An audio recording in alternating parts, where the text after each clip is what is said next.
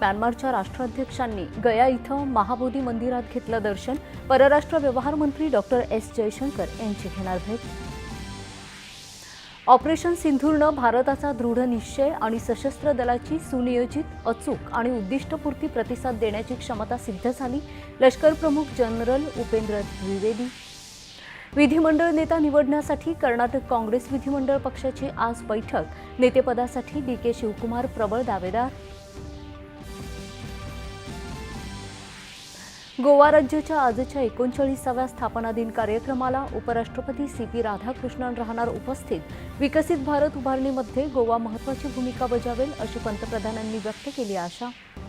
पुणे आणि पिंपरी चिंचवड विषारी दारू प्रकरणी हडपसर पोलीस ठाण्यातले 3 अधिकारी तसंच राज्य उत्पादन शुल्क विभागाचे 13 कर्मचारी निलंबित. तपास सीबीआयकडे सुपूर्द.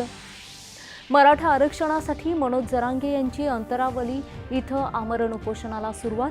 विखे पाटील यांच्यासोबत आज पुन्हा एकदा चर्चा. विधान परिषदेच्या 17 पैकी 15 जागांवर महाविकास आघाडीचे एकमत. काँग्रेस 8, शिवसेना उभाटा 4 तर राष्ट्रवादी काँग्रेस शरदचंद्र पवार 3 जागा लढणार.